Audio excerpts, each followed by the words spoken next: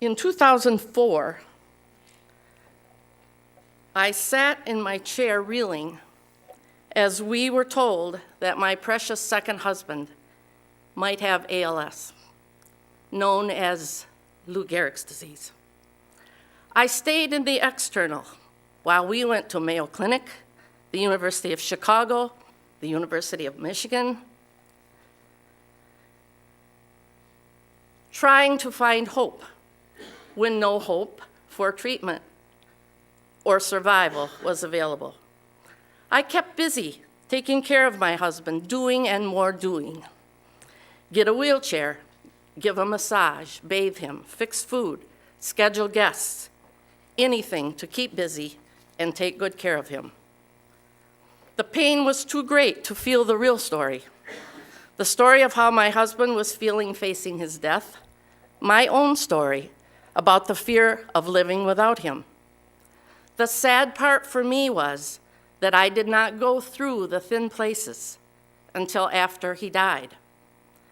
It is one of my greatest sorrows that I did not fully experience either of our internal stories until he was gone.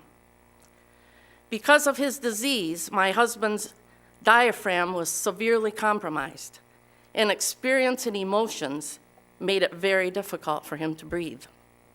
Therefore, we lived mostly in the external. As I tossed beach sand onto the casket of my husband's grave, I was still living in the outside, the external. In the months that followed, I had to feel the deep emotional experience of my husband's death, to go through my thin places, move from the external to the internal, and in doing, reach out and find the power of hope. Think about what have been your thin places, where you have joined your external with your internal, bringing your own stories and the stories you love from the outside to the inside. There is an old saying, don't waste the pain. Experience the pain.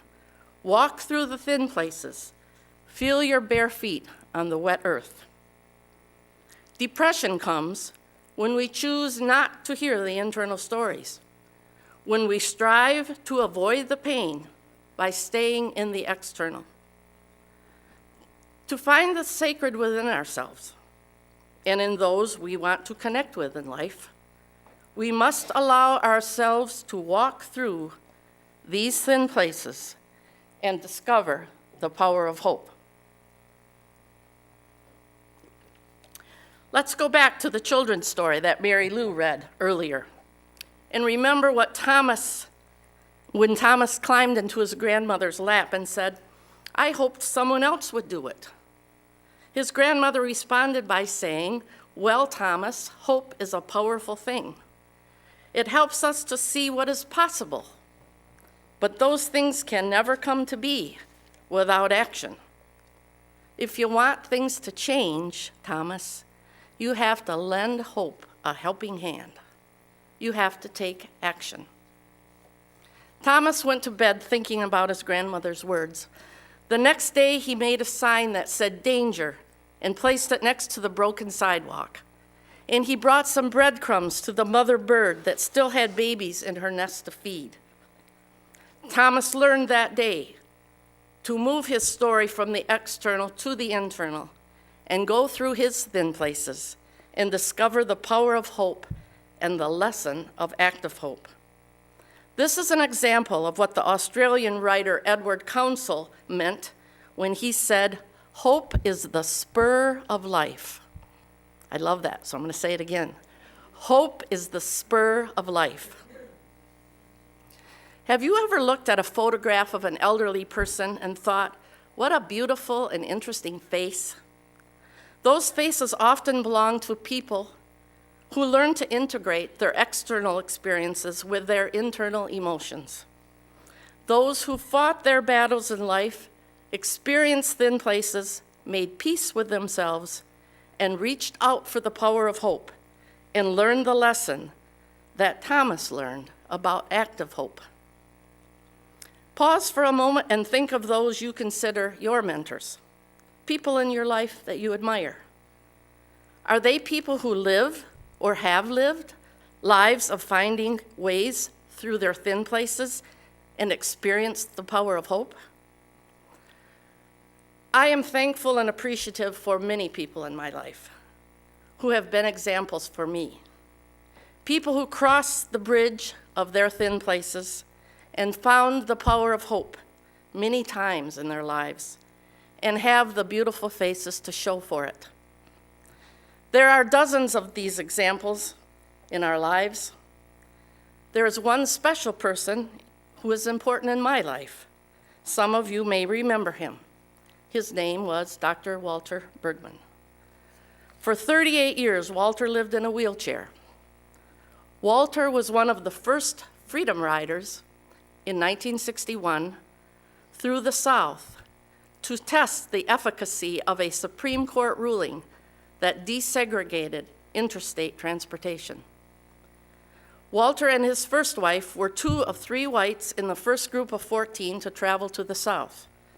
They were both brutally attacked by the Ku Klux Klan as they departed their bus in Anniston, Alabama. Less than 2 weeks later, Walter suffered a severe stroke.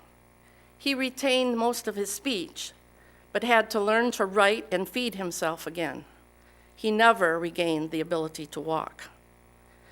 22 years later, in 1983, after an informant of the FBI had testified that the agency had ignored warnings of the impending attack, Walter won a damage suit against the federal government, though he was awarded only $35,000 of the $2 million he had sought. When the lawsuit was tried, it proved the federal government was not an ally of the civil rights worker, but in fact was in league with local law enforcement and the Ku Klux Klan.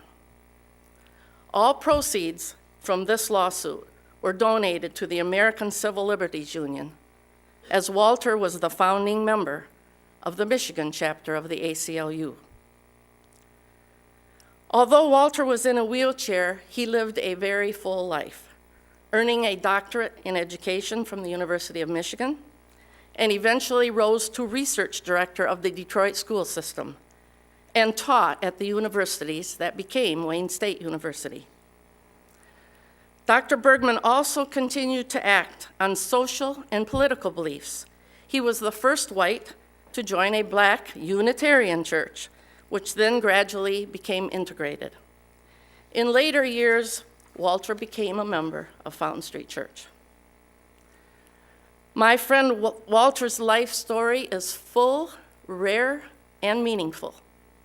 When I would go visit him at the Villa Maria in the last 2 years of his life, he would look up at me from his wheelchair, and I could still see the hope in his eyes that the world would become a better place.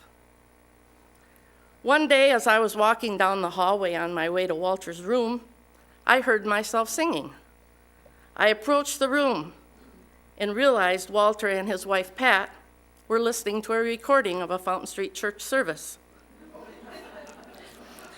As I walked into the room, Walter looked up at me from his very bent-over position and said, "I heard an angel singing, and then she appeared." That was Walter. He had an emotional connection to life, a beautiful spirit and a beautiful face, one that I will never forget.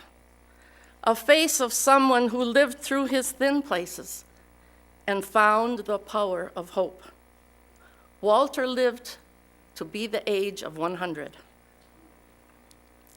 Listen to the stories that have shaped and formed your lives. Move them from the external to the internal and feel your thin places and allow yourself to experience the power of hope. As you leave today, I encourage you to remember the words of Rumi. There is a moon inside every human being. Learn to be companions with it. Give more of your time to this listening.